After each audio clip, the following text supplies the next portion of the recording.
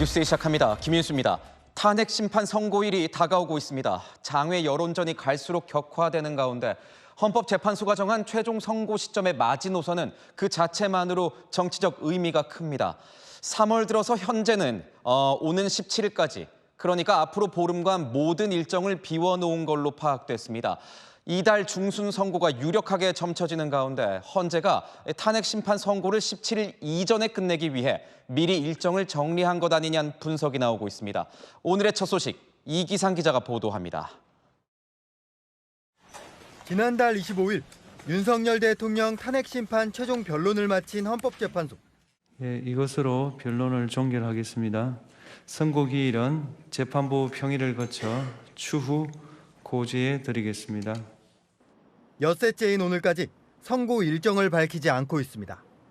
그런데 헌재가 윤 대통령 탄핵 심판 최종 변론 이후 오는 17일까지 다른 헌법재판 관련 변론기일 등 일정을 일절 추가하지 않은 걸로 파악됐습니다. 오는 18일 오후 2시 열리는 박성재 법무부 장관의 탄핵 심판 1차 변론까지 모든 일정을 비워둔 겁니다. 지난달 27일 마은혁 헌법재판관 후보자 미임명 관련 권한쟁의 심판과 중앙선관위원회에 대한 감사원의 감찰 권한 관련 권한쟁의 심판 선고가 있었지만 모두 대통령 탄핵 심판 최종 변론 전에 예고한 일정이었습니다. 이런 움직임을 두고 법조계에선 헌재가 윤 대통령 탄핵 심판 선고일 마지노선을 오는 17일로 보고 있는 것 아니냐는 관측이 나옵니다. 헌법재판관들은 지난달 25일 최후 변론 종결 이후 거의 매일 재판관 전원회의인 평의를 열어 탄핵 심판 쟁점을 논의하고 있습니다. 이번 3일절 연휴 기간도 자택에서 증거자료와 재판 기록을 검토하는 걸로 알려졌습니다. 과거 노무현, 박근혜 두 전직 대통령의 헌재 탄핵 심판 선고일은 모두 금요일이었습니다. 금요일 선고 선례를 따른다면 오는 17일까지 남은 금요일은 7일과 14일 양일 뿐입니다. 채널A 뉴스 이기상입니다. 윤석열 대통령의 구속 취소 여부를 결정하기 위한 법원 의견서 제출 시한이 오늘로 마감됐습니다. 결과가 곧 나올 거란 전망이 제기됩니다. 탄핵 정국에서 대통령의 구속 취소 여부가 막판 변수로 떠오를 거란 관측이 나오고 있습니다. 이민준 기자입니다. 지난달 20일 윤석열 대통령 구속 취소 신문을 한 서울중앙지법 내란죄 재판부. 재판부는 윤 대통령 구속 여부에 대해 심사숙고하겠다며 검찰과 대통령 변호인단에게 열흘 안에 추가 의견을 내라고 했습니다. 대통령 변호인단은 이 기간 총 2차례 의견서를 낸 기록이 남아 있습니다. 증거인멸이나 도주 우려가 없고 고위공직자 범죄수사처에 내란죄 수사권이 없다는 점을 강조했습니다. 구속 사유는 소멸됐고 지금 현재 불법 구금 상태라는 것은 너무나 명백하기 때문에 우리 재판장께서 현명한 결정을 하실 것으로 기대를 하고 있습니다. 반면 검찰은 27일 낸 의견서에서 구속기간 만료 전 기소가 정상적으로 이뤄졌고 대통령의 사건 관계자 회유 가능성이 있다며 구속 취소에 반대했습니다. 의견서 제출 기한이 오늘로 끝나면서 재판부가 이르면 내일이나 늦어도 이번 주 안에는 구속 취소 여부를 밝힐 거란 전망이 나옵니다. 구속이 취소되면 윤 대통령은 구치소에서 풀려나 내란 혐의 형사 재판을 받게 됩니다. 또 헌법재판소의 탄핵 심판에서 기각 선고가 나면 대통령 직무에도 즉시 복귀가 가능합니다. 채널A 뉴스 이민준입니다. 한덕수 국무총리의 탄핵 심판 결과도 이르면 이번 주에 나올 것으로 예상되는 가운데 여권이 한 총리 직무 복귀에 힘을 싣는 모습입니다. 한 총리 탄핵 심판이 대통령 탄핵 심판과도 연관되어 있기 때문인데 국민의힘은 한 총리 탄핵 여부가 결정될 때까지 마은혁 헌법재판관 후보자를 임명해선 안 된다면서 이 단식 농성까지 하며 최상목 대통령 권한대행을 압박하고 나섰습니다. 이준성 기자입니다. 한덕수 국무총리의 탄핵 심판 변론은 지난달 19일 종결됐습니다. 과거 전직 대통령들이 최종 변론부터 선고까지 2주일 정도 걸렸던 걸 감안하면 이르면 이번 주 결론이 나올 가능성이 있습니다.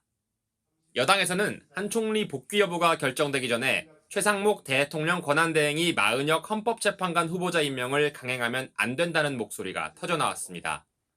박수영 의원은 무기한 단식 농성을 시작하며 최 대행을 압박했습니다.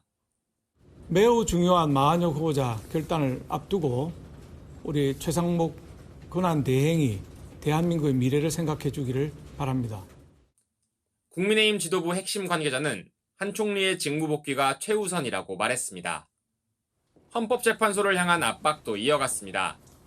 탄핵이 당한 지 벌써 66일이 지났습니다. 그런데도 지난번 1차 변론 기한하고 종결짓지 않습니까? 그래서 빨리 선고를 내려라. 이게 가장 시급한 문제다. 여권 내부에서는 최대행이 마 후보자를 임명하려는 기류가 있다고 보고 있습니다. 한 국민의힘 의원은 한 총리가 복귀하면 마 후보자를 임명 안 할 가능성이 크다고 말했습니다. 더불어민주당은 최대행을 향해 마 후보자를 임명하라고 촉구했습니다. 최상목 대행은 헌법 질서를 유린하는 행위를 멈추고 즉각 마은혁 헌법재판관을 임명하십시오. 민주당 지도부 관계자는 한 총리 탄핵 사유에 헌재 후보자 미임명이 있기 때문에 당연히 인용될 걸로 본다고 말했습니다. 채널A 뉴스 이준성입니다.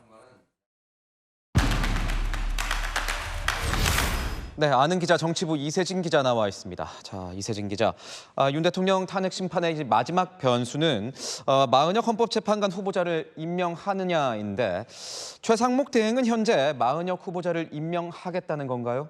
네, 마 후보자를 임명하느냐 마느냐 최상목 대통령 권한대행의 선택에 온통 관심이 쏠려 있죠. 키를 준 최 대행은 지난주 목요일 헌재가 마 후보자를 임명하지 않은 건 이 국회 권한 침해라는 결정을 내린 후 오늘까지 고심을 이어가고 있습니다. 주말에도 각계 인사들 만나면서 의견 청취했다고 하고요. 이틀 뒤에는 국무위원 간담회도 소집을 했습니다. 의견 수렴 차원에서죠. 여권에서는 평생 공무원으로 살아온 최 대행이 헌재 결정에 부담을 느껴서 결국 임명하는 거 아니냐는 전망도 나오고 있습니다. 국민의힘에서는 마은혁 후보자를 임명하지 말라 이렇게 압박 수위를 높이고 있는 거죠. 네, 총공세를 펼치고 있습니다. 신동욱 수석 대변인은 최 대행이 마 후보자를 임명한다면 다수당인 민주당의 의회 독재를 용인하는 게 된다라고 압박했죠. 윤상현 의원은 국무위원 중 마 후보자를 임명해야 한다고 할 사람은 한 명도 없을 것이라면서 단독으로 결정해선 안 된다. 의견을 심도 있게 들어라라는 조언도 내놨습니다. 보니까 단식 농성까지 한다면서요? 네, 박수영 의원의 단식 농성도 시작이 됐습니다. 최 대행과 서울대 법대 82학번 동기, 85년도 행정고시 합격 동기인데요. 절친이자 40년 친구가 실수를 저지르지 않길 바란다고 호소했습니다. 최 대행은 절대 마 후보자를 임명해선 안 된다. 한덕수 총리가 돌아올 때까지 무조건 결정을 미루라라는 거죠. 그럼 한 총리가 돌아온다면 마 후보자 임명을 안 할 거라고 보고 있는 겁니까? 여권에선 그렇게 판단을 합니다. 지금 한 총리 탄핵 심판이 윤 대통령보다 먼저 나올 가능성도 거론되는 상황이거든요. 여권에서 기대하기로는 이르면 이번 주 한 총리가 복귀하게 되면 재판관을 임명하지 않을 거라고 보고 있는 거죠. 한 총리 탄핵소추 사유에 재판관 임명하지 않은 점이 포함이 됐었잖아요. 헌재에서 한 총리 탄핵을 기각하면 계속해서 임명 않는 상황도 방어가 된다라는 논리입니다. 계속해서 가정이긴 한데 한 총리가 복귀를 한다면 야당 쪽은 어떻습니까? 네, 한 총리에게도 후보자 임명을 압박할 걸로 보이는데요. 헌재가 최 대행이 마 후보자 임명하지 않은 것은 국회의 권한을 침해한 것이다라고 판단을 했으니 한 총리도 복귀한다면 마 후보자 임명해야 한다는 거죠. 여야가 같은 사안을 두고 해석이 완전히 다르네요. 네, 그렇습니다. 민주당은 한 총리 탄핵 당연히 인용돼야 한다고 보고 있거든요. 설령인 기각이 되더라도 국정협의체 상대가 바뀌는 것 말고 달라지는 게 있겠냐라고 평가절하했습니다. 만약 한 총리 복귀가 이루어진다면 이건 민주당엔 악재일 것 같은데요. 네, 무리하게 탄핵 추진한 것 아니냐 역풍 불 가능성도 배제할 수 없겠습니다. 지금까지 아는 기자였습니다.